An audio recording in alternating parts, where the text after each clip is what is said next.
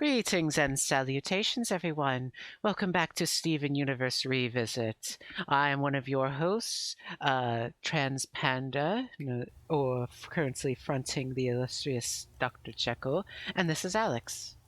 Hello, everyone. Today's episode is quite the turning point for the series. It is Season 1, Episode 25, Mirror Gem. Do you have any thoughts on this before we dive into it, Alex? No. Okay. Okay, well, I suppose I respect this. Now, so this episode synopsis starts out with Connie and Steven calling, where Connie has to tell Steven that she can't hang out with him at the moment because she is currently at tennis practice, but she should be able to hang out much more soon, considering she'll have summer vacation soon, which Steven then has no idea what that is because he's never been to school before, and he outright states it that he's never been to this, as you say, school. And thus he asks for more information on it, which leads Connie to tell him a bunch of superfluous facts about like the educational system and how exactly everything works. But Stephen doesn't actually know the progress of teaching through all of these grades and whatnot. So Pearl comes in asking what he wishes to do. Uh, where he says that he just simply wants to learn, and Pearl, very excited, looks like she redoes the animation from an earlier episode, which I believe is Lars and the Cool Kids, where she did those poses and had something come out of her gem. And out of her gem this time pops out a little mirror with a cracked water droplet looking crystal on the back of it. Or the title appropriate mirror gem. Uh, Pearl is surprised because it is supposed to be able to tell any historical facts once you ask anything of it, and it just doesn't seem to be responding or showing anything of gem history and culture from the mirror that it resides in. Stephen, trying to be the optimist, just oh yes. Pearl says that is considering it's not working. She guesses school is over for now, which Stephen gleefully says, "School's out for summer," and then Pearl says, "Yes, you could say the same thing in many different ways," which Stephen then immediately runs out, gleeful that he gets to enjoy this quote unquote summer vacation, though he's never really stopped having a summer vacation, has he? That's true. I suppose it's the thought that counts. This leads Stephen around Beach City, where he basically brings his mirror as he asks other people how they're feeling about summer vacation. Um, he first goes to Lars and Sadie, where Lars' only contribution to this episode is that he wants to get with some summer babes, apparently, away from their boyfriends. Much to a slightly amused but also slightly annoyed Sadie. Also, weirdly, I don't know if this is just this episode, but Lars's eyes were weirdly yellowed in this episode, and I don't exactly know fully why. But oh, I heard a little kitty cat. Oh, that's Velvet. Oh, that's adorable! That's an adorable Yeah. name for a kitty cat. But yes, after that, Stephen goes further on the boardwalk, and he almost gets run over by Mayor Dewey's car, still letting out the Mayor Dewey, Mayor Dewey thing, where the gem then activates and repeats something Lars said, which was like, "Look where you're going," um, which Stephen then proceeds to shut his eyes and scream, so he does not do that. And then Mayor Dewey comes out and goes, "Watch where you're going," and basically tells him to go get run over somewhere else as he drives it on the boardwalk. As the mayor, he doesn't need to walk anywhere. And Steven realizes that the mirror was aware and said something back to him, and they start a conversation using recordings that the mirror saw. Uh, it kind of leads to a short bit where they just simply go to Mayor Dewey on the beach while he's saying a bunch of things about summer vacation, which could be interpreted in the style of a fart. And then they both do a fart noise SFX at it every single time. And they seem to enjoy their time together as the day goes on, as the gem just repeats back things. This is about where the gem remixes elements of things that it saw. So it has a very it bought it's bought DaVinci Resolve bundle, and now it can edit videos together to form coherent sentences. May God help us all. God. Steven, just completely overjoyed, wishes to show his new friend to the crystal gems, which causes the mirror to shout out, "No!" In that exact tonality over and over again, which Steven like tries reassuring it that everything's fine and it's okay. But when he gets over to the crystal gems to show them, when he reveals that it was talking to him like a person, the gems react not positively. In fact, they react somewhat horrified that it appears to have conscious thought. Pearl goes so far as to call it an it, that it shouldn't have that capability with it. I can't remember if what Amethyst's reaction was, but basically everyone. Oh yeah, I think Amethyst reacted it kind of fearfully, honestly.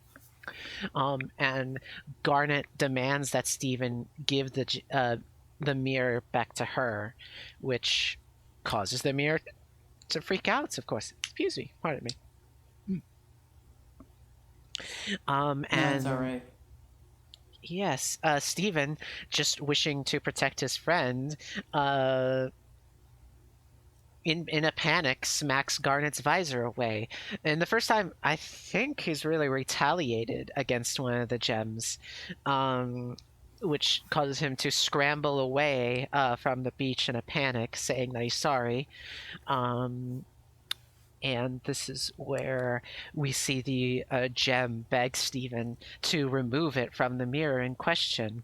And as he's removing it, portions of the ocean start going to say magnetically attract to Steven's where Steven is standing, forming a bit of a geometrical pattern around the boy. Would you say that, Alex? Yeah. Yes. He rips the gem out, and almost immediately, the mirror breaks, and out of the gem forms another crystal gem, a humanoid another Well, gem. she's not a Not a crystal crystal gem. gem. Not a crystal gem. Apologies. I said crystal gem as in the species. That was assumptuous of me. I apologize. Uh, just another gem. Period. And Steven helps her up, and her name is Lapis Lazuli, and her eyes have a shine effect on it. There are no pupils in it. Has a mirror reflective surface on it, which I really like this detail on it. I think it's a very cool look. So I really do like Lapis Lazuli's design. She gets a first name and a last name. How eloquent.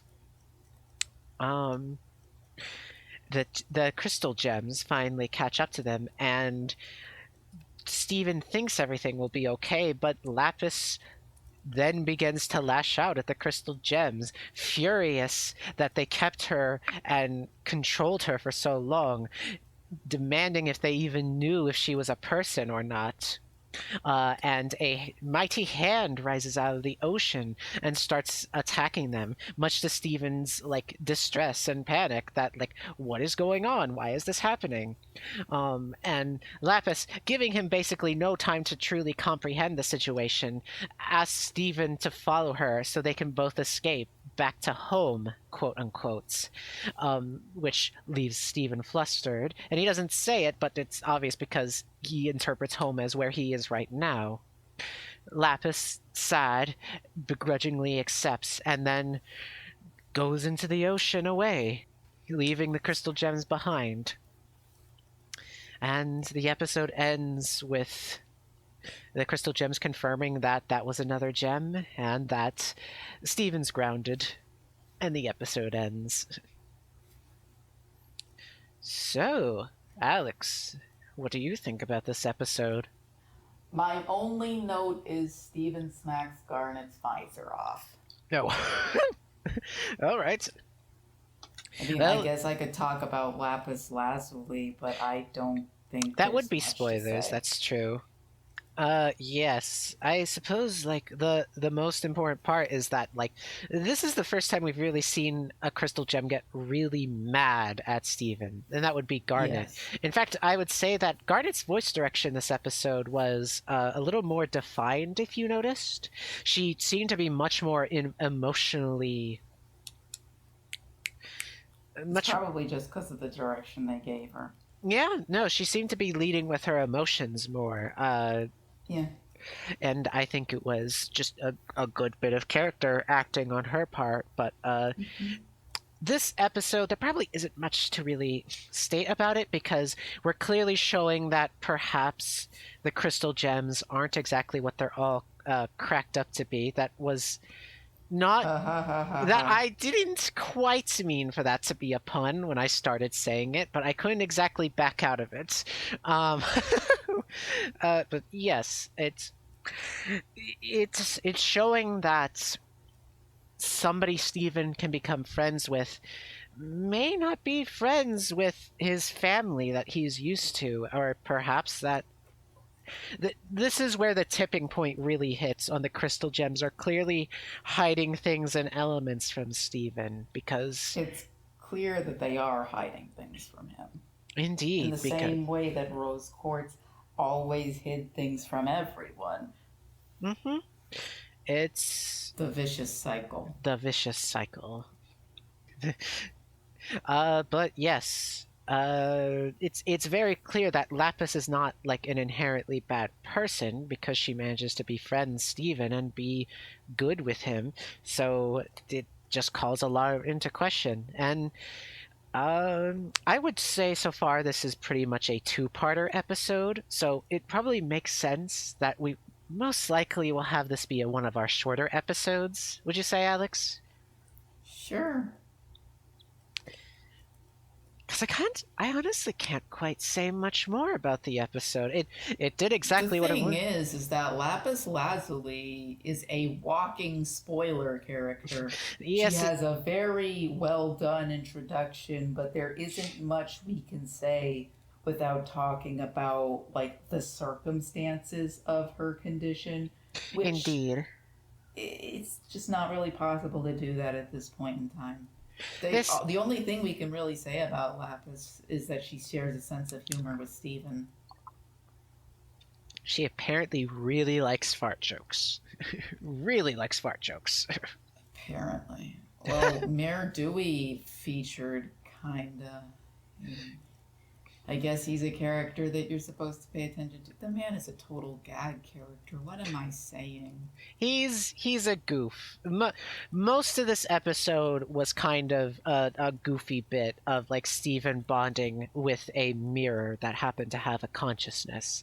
That was basically what it was. And in the last couple of minutes, we kind of had a heel turn where things kind of showed that like there are undercurrents to the situation at hand. They're just coming out. I swear, non-intentional. Mm-hmm. Um, but yes, I think it's fair to say that this is set up for the next episode. So Yes. we'll probably, yes, that's probably why. Oh yeah, so looking through Also, the, oh, go ahead. Sadie and Lars are implied to have like slight crushes on each other, and that is what it is. At least Sadie on Lars's side. No, no, they have mutual. They do actually have mutual crushes on each other. It's just a little harder to notice on Lars's end I because he see. does construct walls to keep people from getting in, All right. which is something that Sadie actively tries to fix about him. Oops, that was a spoiler. Spoilers indeed. Well, uh, going to the trivia page, not page, the wiki page.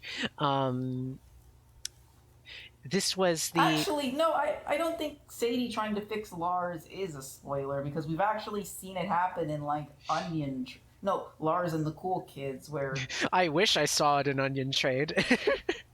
well, they have very similar climaxes that involve fire. I guess that's fair. But I thought it was toys. Anyway, this is the mid-season finale of the original first season. Not the part, the first Actually, parter of the mid-season finale of Steven Universe. It's worth noting that Steven Universe's first season. Is it fair to call it abnormally long? Because most shows I no, I know, think that's fair. it is like hovering around 53 episodes, if I'm not mistaken. I've already done all of the foolishly, we have already done all of the thumbnails for every episode ahead of time, but All of them? I did it up to season two's first Nice. episode. But yes, I'm going to redo them because I only did the first couple ones with Fallen, but still, there are just, yes, 52 episodes of the first season of Steven Universe. So we're at the halfway point of the first season, and normally this would be around the time a season ends. But this is kind of how the opposite of direction of how it sort of went with modern television, where seasons have only gone smaller as time went on. But this right before the moving of animation onto streaming services, seasons like getting knocked down to like 12 episodes, it in fact doubled the opposite direction. And I'm not sure why. I'm curious as to why that is. Money. I suppose so. Possible? I'm personally uninformed of this issue, and I suppose I just am posing the thought provoking question of why such an event occurred. Okay, I think I'm actually going to take a little moment to talk about Lars and Sadie. Like, it's Oh, clear that sure. Lars and Sadie have feelings for each other, right? Well, Regardless of, yes. well, they actually only have a small age difference between them, so it's fine. That's what is very heavily implied. Lars being the more mature one, and Sadie being the young adult who's just trying to get her life together. Hmm. Like, both Lars and Sadie are in a very precarious time in their lives where they're having trouble communicating their feelings and letting the other know how they feel, and they're dealing with some very complicated emotions that isn't helped by their close proximity with each other. And we see the natural consequence of their closeness in episodes like Lars and the Cool Kids, where Sadie, after being taken advantage of, has starts sobbing. She breaks. Hmm. Like, it's clear that the relationship from the very beginning isn't a very healthy one. There's a lack of communication, there's a lack of establishment of feelings. Like, the two, it's a puppy love that's ultimately kind of toxic and painful for both parties. Yeah.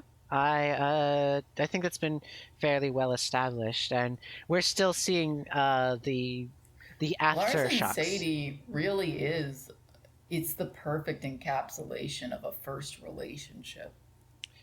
That's perfectly fair. It's they're young. They don't exactly know how to handle all of these emotions and topics and how to actually get along past the infatuation phase.